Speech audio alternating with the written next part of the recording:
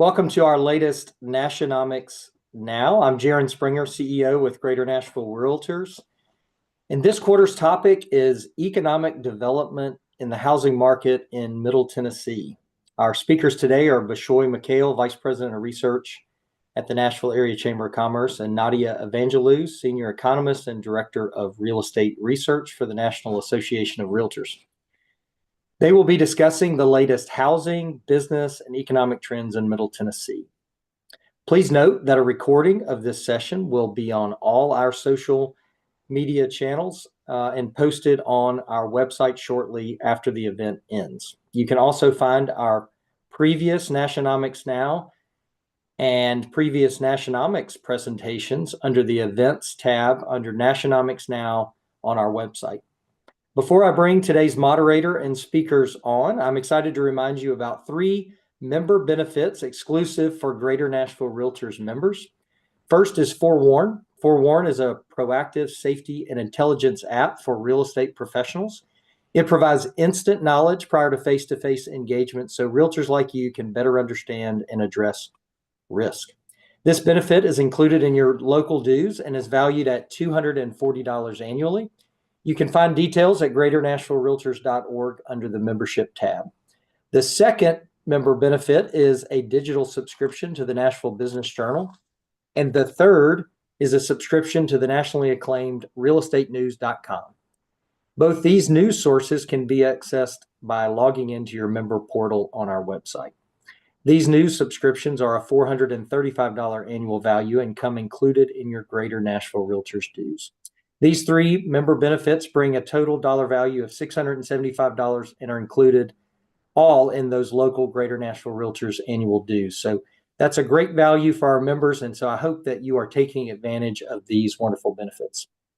One final announcement is that our in-person annual Nashonomics Economic Summit will be on May 15th at Trevecca University. This year's event will feature speakers from the Federal Reserve, the Nashville Area Chamber of Commerce, local business leaders, and the National Association of REALTORS. All right, now I'd like to introduce Greater Nashville Realtors President-Elect Jack Gaughan, who will serve as today's moderator. So welcome, Jack, Nadia, and Bishoy. Take it away, Jack. Thanks, Jaron, and good morning, everyone. I'm so excited to be here with you all today to learn about the economic impacts happening in Nashville, both on the housing market and the general economy. I know most of you, this is an important topic for how you succeed in business as we go into 2025, as we wrap up with, it's already crazy, Q1 in 2025. Today, as Jaron said, we are streaming live on all of our social platforms as well as in this Zoom. So if you have any questions, make sure you enter them in the chat or on the Facebook comments, and we will have time for question and answer at the end of today. So without further ado, I'm going to introduce our first panelist, and it is Bishoy Mikhail, who is the Vice President of Research at the Nashville Area Chamber of Commerce, who is going to talk to us about some of the things that are happening here locally in Nashville that would possibly impact our housing market and our overall economy. If you don't know Bishoy, he does a weekly chat with Jaron as far as things happening in and around the Nashville business sector. So make sure you check out those videos that come out into your email every week. Bishoy, thanks so much for coming today, and we look forward to hearing what you have to say.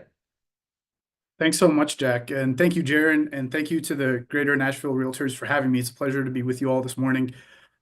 So what I'd like to do is share some data around Nashville, specifically looking at a few things. So demographics. So we'll wait until we get the slides. Okay, great. So we'll look at demographics, the local economy, and we'll look ahead and try and make some educated guesses about what we think the future holds for the Middle Tennessee area. So if we could go to the next slide. So when I say Nashville, I'll be referring specifically to the Nashville Metropolitan Statistical Area, or what's known as the Nashville MSA. There are different definitions of what someone might mean when they say Nashville or Middle Tennessee. Here at the Chamber, our economic development team, they focus on a slightly different geographical area, what they call the economic region. And I know that the Greater Nashville Realtors data includes a slightly different geography. So for the purposes of this presentation, I'll be referring to the MSA or this geographical area. So let's go to the next slide. So first, let's take a look at some demographic data around Nashville. So If we go to the next slide, this shows a few different things. On the left, you see our racial makeup. Nashville has become more diverse as it's grown. At the top, we see our population and how in just a few short years, we've added almost 90,000 people to the region. And below that, we can see the age breakout. The median age in Nashville is just under 37 years, which is slightly below the national median of about 38. So if we go to the next slide, diving a little bit deeper into age breakout, here we see how the different age demographics have changed in the past 5 years. So this is from 2018 to 2023, and how that compares with similar metros, metro areas that we would consider competitors or peer cities who are experiencing similar growth. And I've highlighted here the 25 to 44 age breakout, which may commonly be known as the young professional demographic, and how we have the second highest growth rate of that demographic after Austin in that span, which is very important for workforce, which we'll talk about later. So if we go to the next slide, let's talk about migration. So this chart shows the total number of people who have moved to Nashville, again, the Nashville MSA, broken out by domestic and international migration. So those who have moved here from other states and metro areas, and those who have moved from abroad. And here we see we have had about 70,000 people move to the Nashville area in the past 3 years. If we go to the next slide, this shows the daily population increase that we've seen in the past several years. This includes population growth due to migration, as I just mentioned, as well as growth from natural population changes, so the difference between births and deaths. So for 2024, the state released data on population growth for the whole state for Tennessee. So what we did at the Chamber Research Center, we took that and we made an estimate of what we think our daily population growth looked like this past year. We estimate that it's about 63 people a day being added to the population. And I want to be clear and emphasize that this, again, includes natural population changes. So again, the difference between births and deaths and migration. So I believe a few years ago, there's a very common, well-known number being circulated that 100 people a day were moving to Nashville. So that's not quite right. I think it includes also natural population changes. So last year, or the year before, 2023, our population increased by about 86 people a day. And so if you look at how many people are moving here, it's about 66, and then 20 of that is due to natural population changes. If we go to the next slide, so where are people moving from? Looking at tax data, it may not surprise all of you as realtors that some of the top metro areas where people are migrating from are places like Los Angeles, New York, Chicago. Those are the top 3 out-of-state metro areas that people are coming from. These are places where there's high taxes.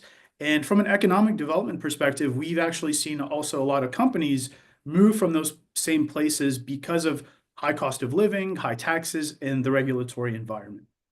So that's kind of the demographic landscape of Nashville. If we go to the next slide, let's switch gears a little bit and talk about the economic landscape. So if we go to the next slide, here we see employment levels from January of 2021 to most recent data and growth rate for those years. So we've recovered significantly from the pandemic. We grew at about 6.5% employment rate from 21 to 2022. And then as you noticed in the chart, the employment levels have kind of tapered off. This isn't really surprising given that we've had a really rapid recovery after the pandemic-induced recession in March of 2020. And if we go to the next slide, here we can see how we compare to other similar metros, again, in terms of those years. We had the second highest employment growth rate after Austin, and we've started to stabilize our employment growth. So next slide shows GDP. So GDP, or gross domestic product, is another economic indicator that tracks the value of all goods and services produced in an economy. And here you can see, not surprisingly, in 2020 during COVID, we dropped. And again, 2021, we had a very strong, rapid recovery. And then I think actually, in fact, 2021, that 11.3% GDP growth I believe, was second or third highest in the country in terms of growth rate. So we really came out of COVID very, very strong. And now, again, we've started to stabilize that growth. So the next slide shows how we compare against peer cities and similar metro areas. And again, we're kind of in line with what they've experienced. So slide 14, this shows that breakout, but per capita. So adjusting for population, we see that we have a really high GDP per capita figure, second only to Austin. So next slide, I wanted to share some data on cost of living. So our research team participates in the Council for Economic and Community Research, C2ER, and we help collect data on the cost of living. And we regularly track the cost of living index in Nashville and other places in the US. And so you can think of the cost of living index as a number that compares different areas and how expensive it is for different factors. So think of 100 as kind of an average and a baseline, and anything below 100 means that it's cheaper or less expensive than the national index, and anything above 100 means that it's more expensive. So here we have the overall index at the bottom, and again, compared to different metro areas, and then two components of that index, grocery and housing. And you can see I've included our peer cities, as well as cities, again, where a lot of people have been moving from. And you can kind of see the stark contrast between those cities where, again, people are coming from because of how expensive it is to live there. One thing to note about this metric, it's different from inflation. So inflation measures prices over time, and this index measures prices relative to other areas. So if inflation goes up, or the cost of living for every place or every area goes up significantly, like for example, in 2022 across the US, these indices won't change significantly, if at all. However, if, for example, housing in Nashville becomes expensive because there's a strong demand, that number will change. If we go to the next slide, the last thing I want to talk about for the economic landscape is the labor market. And the labor market here in Nashville is still fairly tight. We have a lot of job opportunities and not many job seekers to fill them. These two charts show the number of active job seekers as defined by the Bureau of Labor Statistics, as well as the number of open job postings and the gap between them. So if every person who is unemployed but seeking employment found a job, we'd still have a significant gap. And you can see that the chart on the right shows those same figures for the US and how that is closer to a 1-to-1 ratio. And this is why workforce is such an important issue for the health of our economy, and how we actually need more people to move to Nashville to grow our labor force. Okay, so let's move on to the next slide. So let's look at the future. I usually don't make predictions because economists are very good at being wrong, but I do want to look ahead and see kind of what's in store for our community.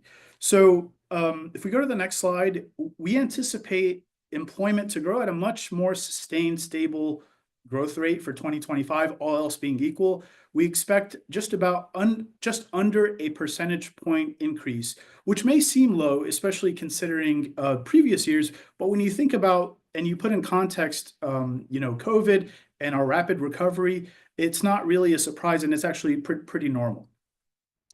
Slide 19 shows our population, and we expect our population to continue to grow. So this slide shows two heat maps. The first one on the left shows how each county in the area has grown over the past 5 years. And then one on the right shows projections, how we expect the next 5 years to shape up. And so the darker the color, the bigger the increase. So to kind of summarize and conclude, Nashville's economy is actually very strong, and we have a positive outlook. We do expect to see slower but more stable economic growth, which again is not surprising given the context of the past few years.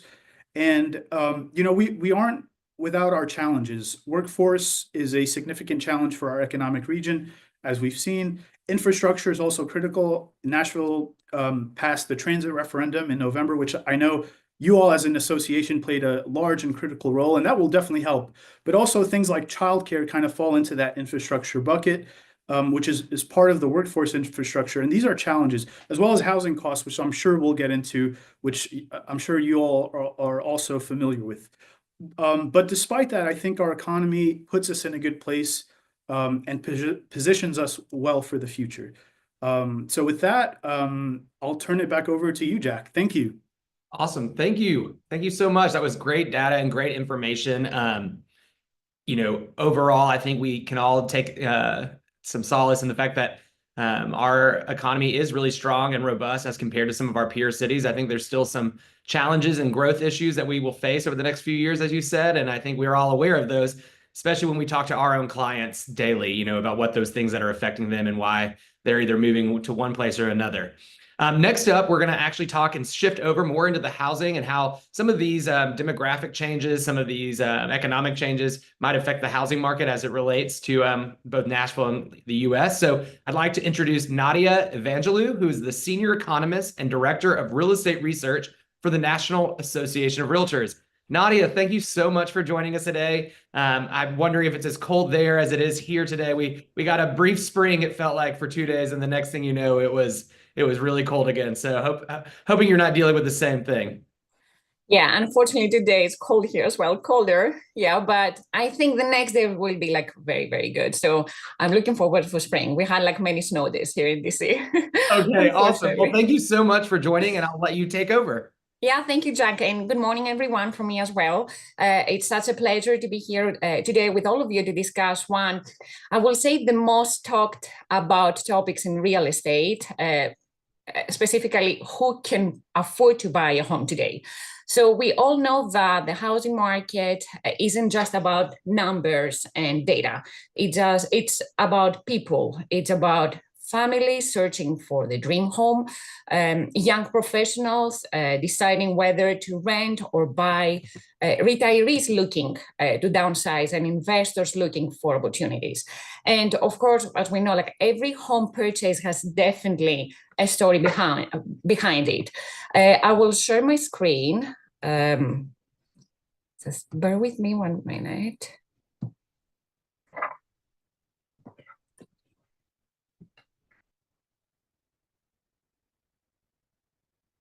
So earlier, Bishoy discussed about the local economic conditions, the demographic shifts, and by age especially, and the migration trends.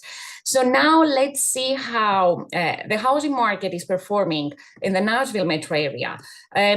Unlike many parts of the country, and defying national trends, home sales in Nashville have been stronger in 2024, showing gains while other regions have experienced declines.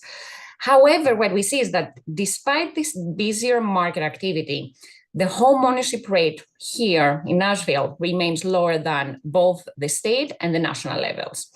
At the same time, many buyers are concerned about how the new administration's policies, for example, might affect inflation, the federal deficit, and ultimately the real estate market.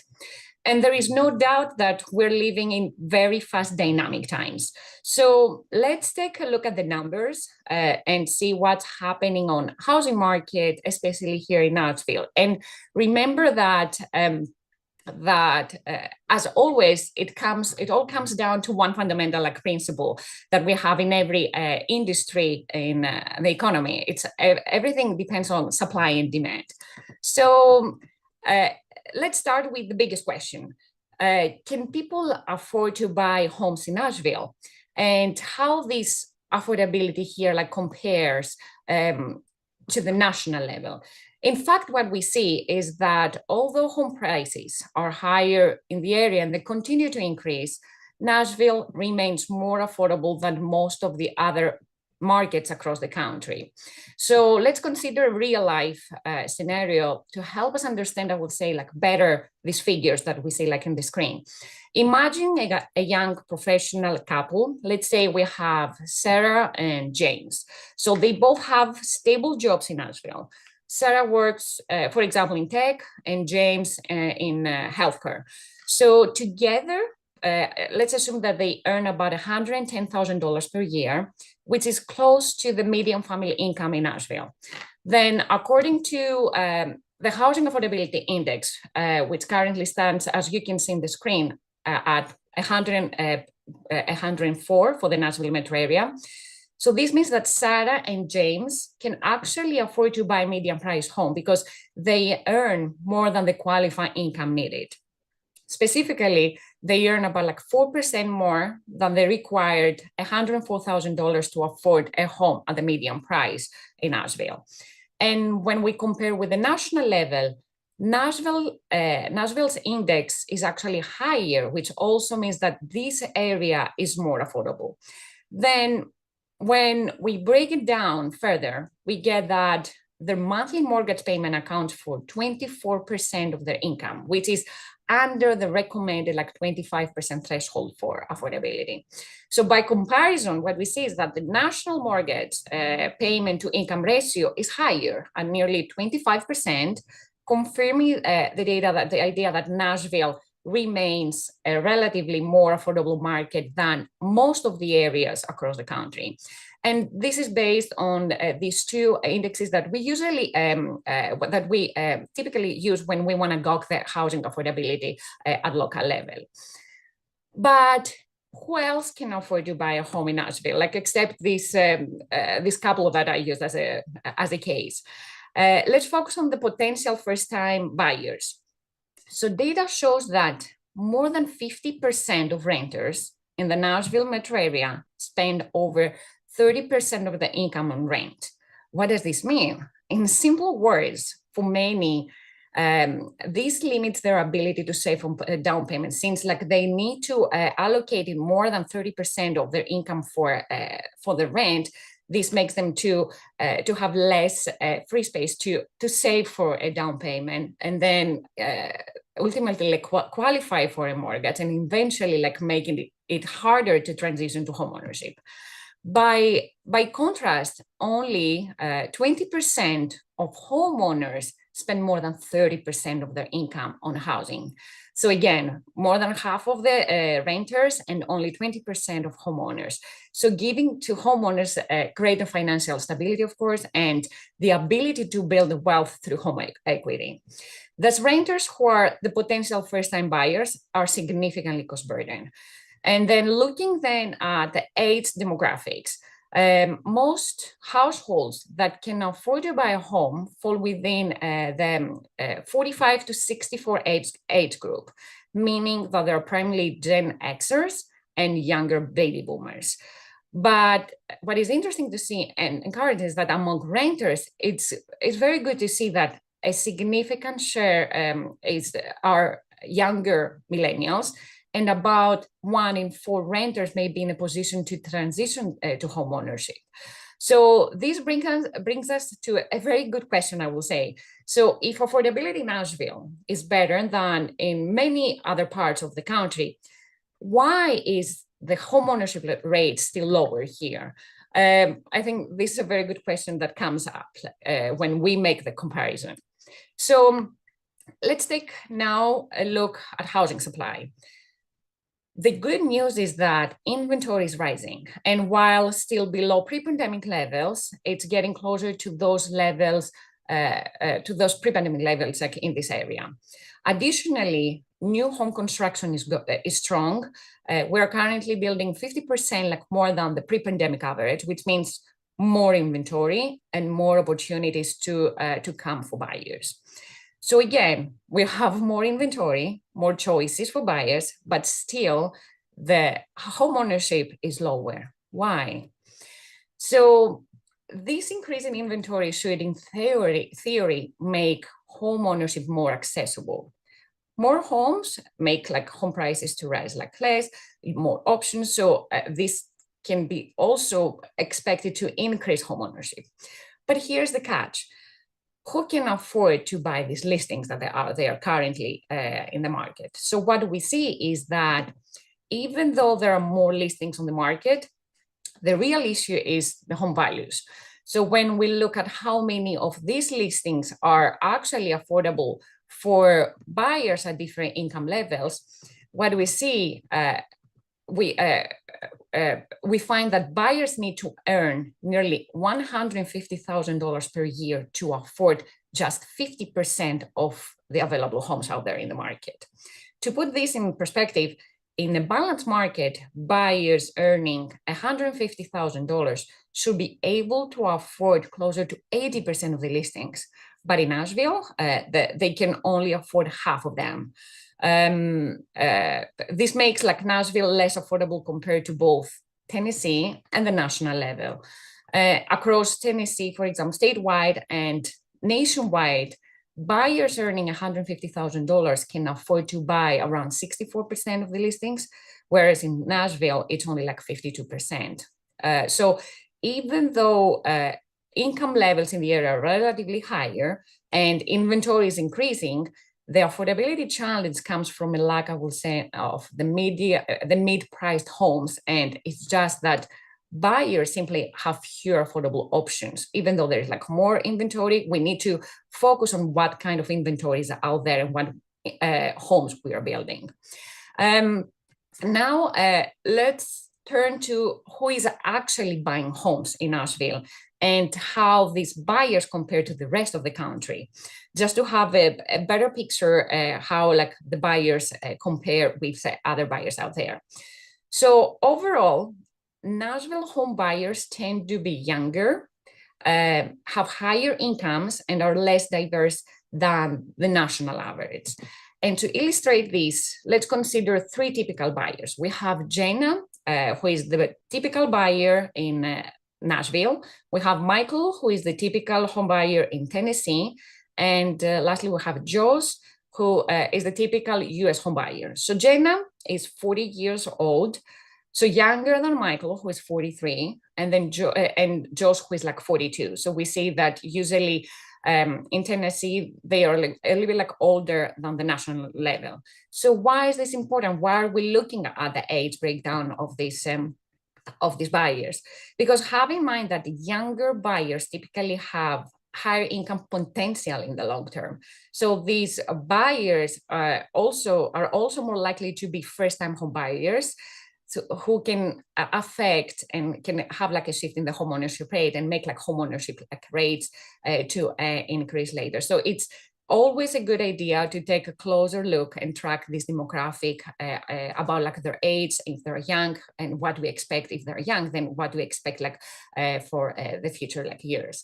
Then, as expected, Nashville buyers earn more. So Jenna's household income is around $110,000 compared to $91,000, which is Michael's income from Tennessee, and for other parts of Tennessee, like statewide, and 99, almost like $100,000, which is Josh's income, who represents the national typical buyer. So again, why this matters? So the data shows that the Nashville market is being driven by higher income professionals, and this seems to be the main reasons that affordability is better. And this looks like from the housing affordability index that we already mentioned in this area, despite higher prices. However, this can also mean, on the other hand, that affordability challenges are pushing lower income buyers out of the market and not able to afford to purchase a home. So there is always a downside. But let's talk now about another demographic, which is like their educational like levels, which usually are tied with the income and their potential like for a high income later. So 20% of Nashville home buyers have a higher education like degree, which means like higher than a bachelor degree. So above Tennessee's 18%, but just below the US average, like of 21%. So this tells us that the market is being driven by highly skilled like professionals, which is very close to what we have like at the national level. And actually this aligns with the strong job market like creation that we have, even though it's like more modern now than the recent years, but still Tennessee is experiencing a very strong job growth. And if we compare it with it's very strong, especially when we compare with the pre-pandemic, like when the pandemic hit our country. So another interesting, I think, statistic is that what is their origin? Like how many did they move from a different state? So what we see is that in Nashville, while most of them are like from the area there, we see that in Nashville, 16% of the home buyers in this area moved from out of state. So in Tennessee, 20% of home buyers are from out of state, and nationwide, 16% of buyers relocated from a different state. So these figures show that Nashville is attracting, and we know that movers who buy homes, but not as the same rate as other parts, like for example, in Tennessee, since it's like even higher, like 20%. Then parsing out by race, I included some statistics here, home buying statistics about by racial and ethnic group. We see that Nashville home buyers are 81%, were in 2023, were 81% white, 7% Black, 4% Asian, and 9% like Hispanic.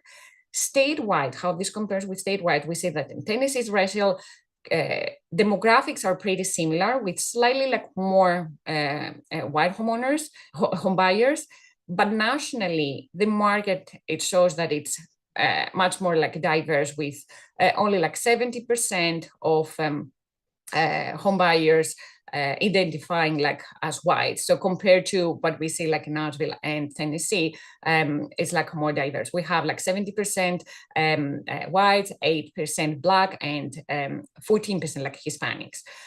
Regarding then their marital status, married couples still dominate the market, making up like 59%, almost like 6% of home buyers in Nashville.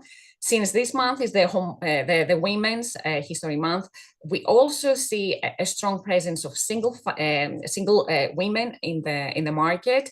Specifically, single women make up like 12% of the buyers in the Nashville metro area, while single male accounted like for 10%. So it's higher.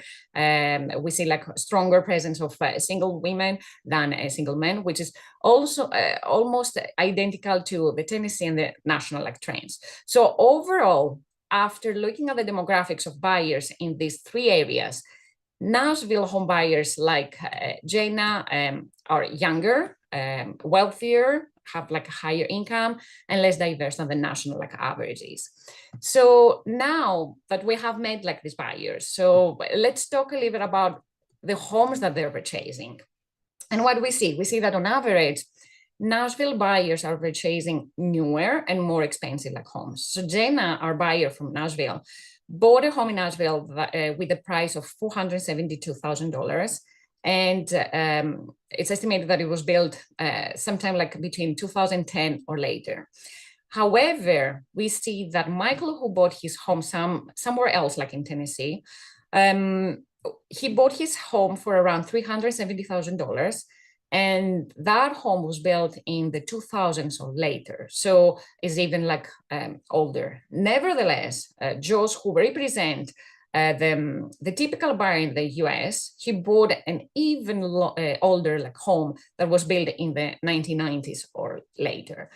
How these buyers were able to purchase a home, this is the question that many times we receive, that due to weak affordability, how can people like buy homes? So as you know, buying a home is one of the largest financial transactions an individual will make in his life. So since most people don't have the savings to buy a home outright, they rely on mortgage financing to achieve homeownership. So however, we see that many buyers who want to avoid elevated mortgage rates, they purchase their home all cash. And in fact, we are able to see how many of the buyers purchase all cash their home in all these three areas. So we get that buyers in Nashville are less likely to purchase their home all cash, with only 24% of the purchases made all cash deals, compared to 31% statewide, and then 29% nationwide. In addition, regarding other housing costs, and in today's like housing market, homeowners insurance is becoming an increasingly important factor in the cost of owning a home. So while insurance has always been a necessary part of homeownership, there is now a growing concern about its impact on affordability of homeowners. And we see that Jana is paying a larger amount of homeowners insurance than both of Michael and Joss. Specifically, she's paying about $1,400 compared to about like $1,300, which is the homeowners insurance cost for Joss and Michael.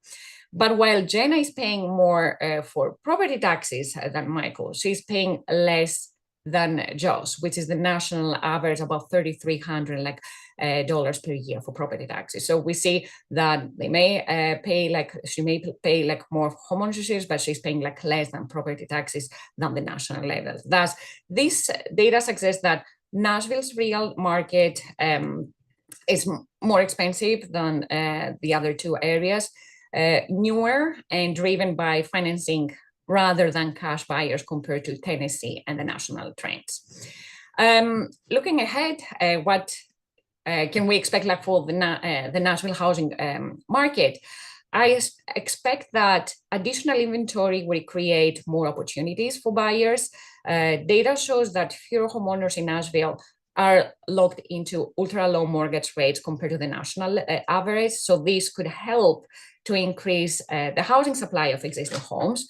In addition, for first-time buyers, when we focus on first-time buyers, 43% of Nashville's housing stock falls into the starter home price range. And compared to the national average, this is a significantly higher percentage, which could also mean that first-time buyers will be more likely to find a starter home in the area than most of the other areas across the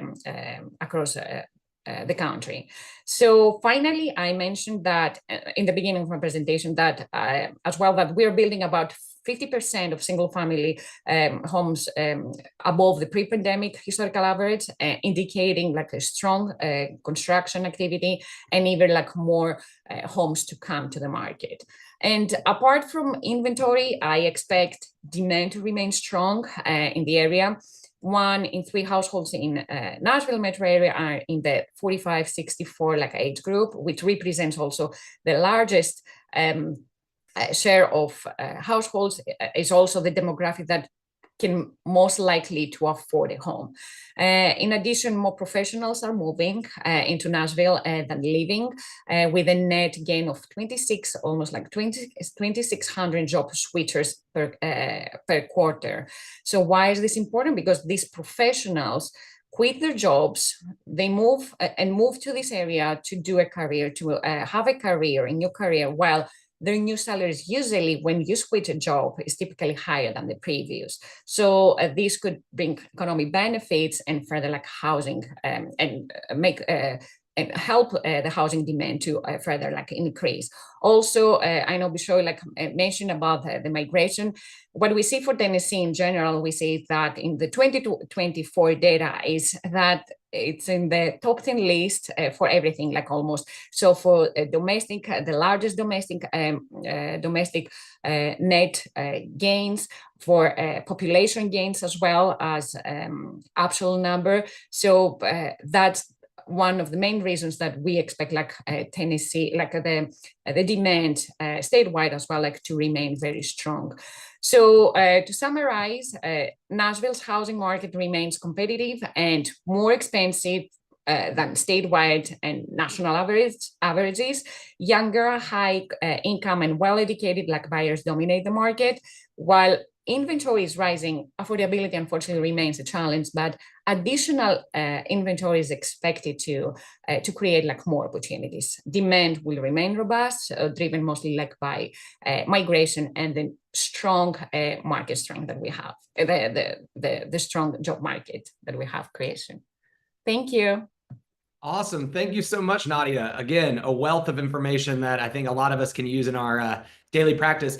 Speaking of which, Nadia, is this type of data constantly updated? Is there somewhere that our realtors can go on NAR's website or somewhere to access the affordability index and things like that? I know that they've been working on tools as far as that goes.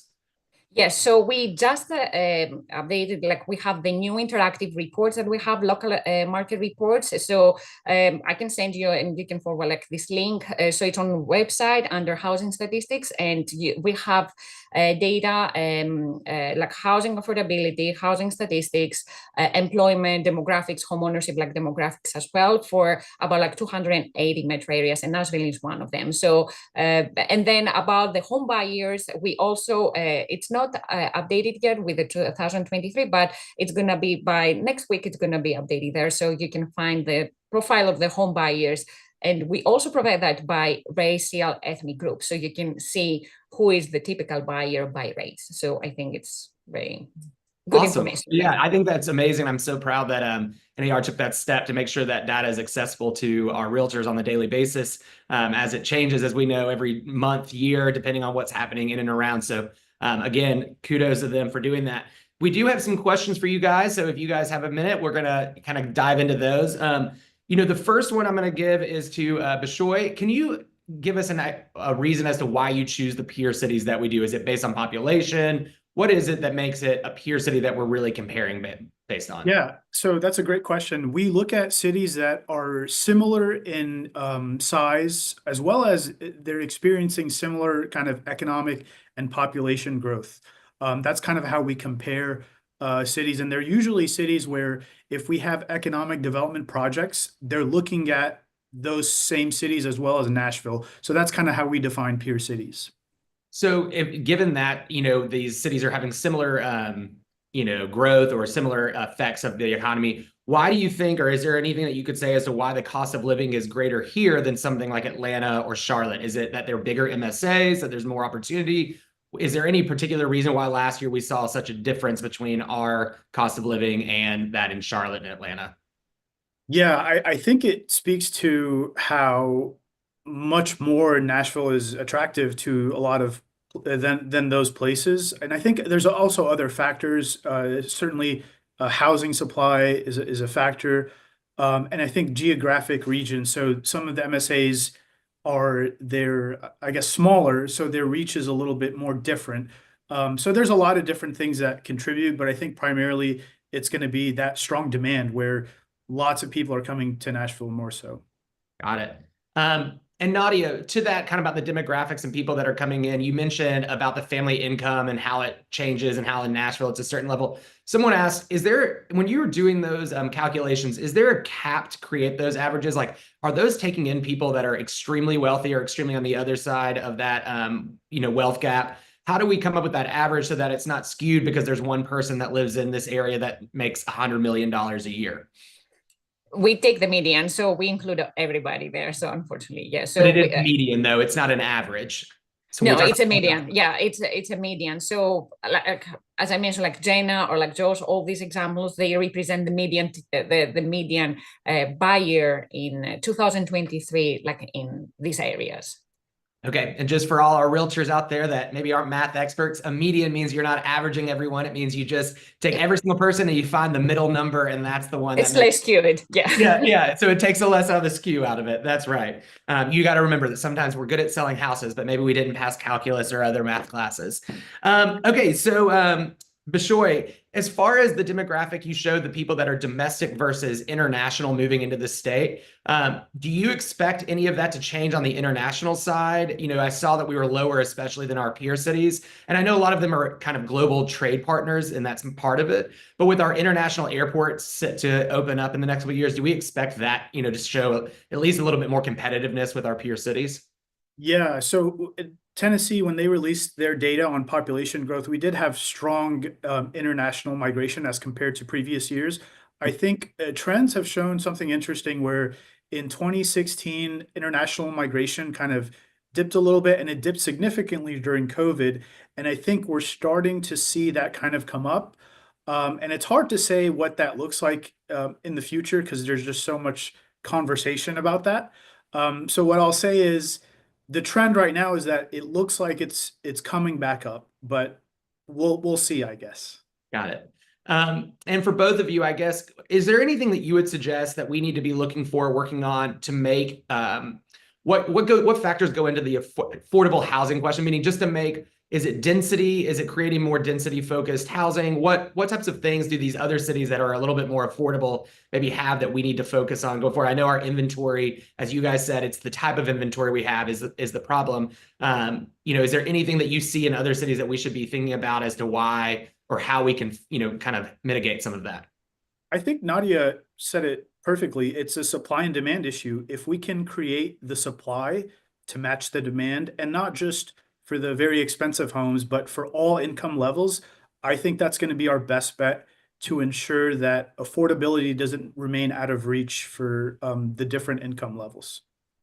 Yeah, and remember that we were underbuilding like for decades now. So even though we have like more construction now, like many parts, like in Texas, for example, like statewide in Texas, they have like more inventory in Florida than pre-pandemic. So for Nashville, we still we're very close, but we need even like more. And in the meantime, while we were underbuilding, we may need like even more than the average that we had before, since we have this household formation, so which is like very significant, especially in these very attractive like areas. So I think because sometimes they're asking me now about like for example Florida, that they may be worried because they see so many new listings, and I'm like, we wanted these listings to be out there, so we want to have like more inventory. So it's not that I don't expect any price like drops.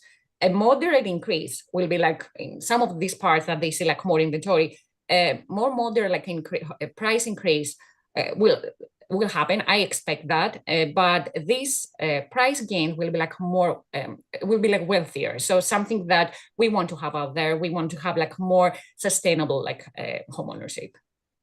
Great, thank you. And to, I was one of the people that is a big proponent of the transit referendum and the transit that happened here. I know, Bishoy, we've talked before about it. To some of these peer cities is having direct access to transportation, public transportation that has access maybe to connect affordable housing to jobs, kind of a big factor in that, because I feel as though if we had a more robust and what we're planning to work on so that we could go to further parts of Nashville, but still get into Nashville in an easy commute time might give us some access to that affordable housing. Yeah, I definitely agree. I think two of the cities that we mentioned, or two of the metro areas, Charlotte and Atlanta, certainly have a much more robust transit infrastructure than Nashville currently does. Hopefully that'll change though with this new referendum, but that certainly does play a factor, because if people can get to if workforce can travel to where the jobs are in a safe, efficient kind of way, that makes affordability a little bit better in terms of where people can live. Awesome. Yeah. Bishoy, another question someone had just for our Nashville local market. What type of jobs are available that you're referring to in this big job gap? And what are employers looking for currently inside of our market? Is it high end? Is it, our working class? What is it that we're looking for? Yeah, that's a great question. And I didn't include this data, but I can tell you that it's kind of varied. Nashville, one of the strengths of Nashville is it's a very diverse economy. There's lots of different opportunities. So the top job has been, I think for the past few years now, registered nurses. So healthcare is a big industry where we see demand for lots of jobs, with nurses being kind of that top, most sought after occupation. But also we see hospitality jobs that are in demand. And we have seen a strong influx of technology companies moving here. So we've seen computer jobs and a lot of also corporate kind of back end, typical, accounting, those types of occupations. So it's really diverse in terms of what's in demand. It's kind of across the board, and it represents a lot of different sectors. So I think there's lots of opportunities there. It's not one particular occupation or industry, because Nashville is so diverse. And Nadia, to piggyback off that, how important is keeping a diverse job sector, meaning different types of industries, as far as the city's potential for growth in the future, maintaining kind of the status that we're in right now, where it's a place people want to move to because we have such a diverse job, Exactly. I think this is the key to attract like even more like people. So we say that areas with more diverse jobs out there, so they attract even like more people, which we want to see that, because this also means like higher housing demand as well, since they need a shelter. Awesome. And I'll also add kind of one thing real quick. I touched on workforce briefly, and I think that's a key important part in all this, because it's a little bit difficult, and I don't know if Nadia would agree with this. It's difficult to kind of influence the cost of housing from a policy or from a just an overall community development perspective. But one thing that we can do is try and increase the wages of the people who live in a community, and I think having a robust workforce plays into that. Yep, awesome. Well, a little plug then for everybody that's still listening. At our Nashonomics in person in May, we're actually going to have some of our top corporate leaders. Jeff Hype from the Chamber is going to be bringing in those that are seeking for, the types of people they're looking for. So we're going to have a panel of some of our top employers in Nashville to kind of answer these questions as to what they're looking for. So that way you can kind of market to your clients as to, their friends, their family, as to why they would want to move into Nashville. I mean, I think our growth, as we've said, has a ton of potential if we do it the right way and we make sure that we're paying attention to some of these issues that might alert, as far as affordability and the starting house price being so much significantly more currently, making sure we're addressing some of those entry points. Bishoy, Nadia, do you have anything else you want to leave us with today? Otherwise, we can wrap this call up. No, thank you so much for having me. Thank you as well. Yes, guys, this was an amazing talk. I hope everyone got a lot out of this. And if you have any questions, make sure you reach out to Greater Nashville Realtors. You can reach out to me directly, and we'll be making sure that we make all of these stats and data available to you in due time. Everyone have a great rest of your day and a great rest of your week. Thanks so much.